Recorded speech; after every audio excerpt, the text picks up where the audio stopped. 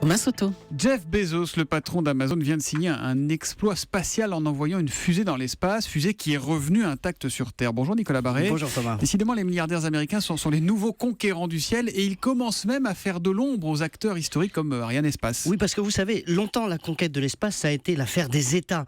On fête cette année le 50e anniversaire d'Astérix, le premier satellite français dans l'espace, voulu par exactement, il s'appelait Astérix, voulu par le général de Gaulle qui avait dit la grandeur de la France exige sa présence dans l'espace. Voilà. Puis après, il y a eu Ariane dans les années 70 parce que les Américains nous empêchaient d'avoir un accès autonome à l'espace, donc on a fait Ariane. Et aujourd'hui, les États ont moins d'argent et donc on voit arriver ces nouveaux acteurs comme Jeff Bezos ou comme Elon Musk, le patron de Tesla. Mais ils sont vraiment concurrents de sociétés comme Arianespace, ils jouent vraiment sur le même tableau ? Oui, et alors ils ont surtout deux atouts. D'abord, ce sont des milliardaires passionnés, donc ils peuvent dépenser beaucoup d'argent, et en même temps, ce sont d'excellents businessmen.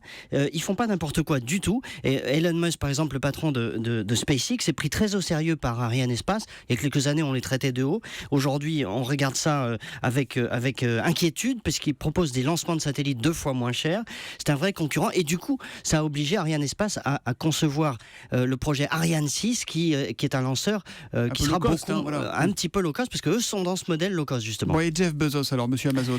Il est moins avancé que SpaceX, mais hier il a réussi un exploit fantastique. On peut voir les images sur YouTube, parce que cette fusée donc s'est reposée sur la Terre, elle est réutilisable. Alors elle est suborbitale, elle vole pas très très haut, mais c'est quand même une prouesse. Parce que la fusée Ariane, elle décolle et on la perd après, c'est ça ? Exactement, elle se détruit dans l'espace. Donc alors ces deux milliardaires, ils sont passionnés, ils sont rivaux, et donc voilà, ça crée une émulation formidable.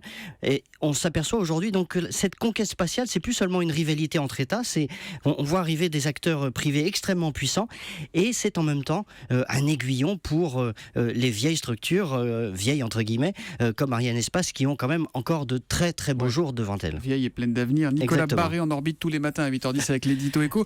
Il paraît qu'on n'a jamais réussi à faire décoller Obélix, trop gros.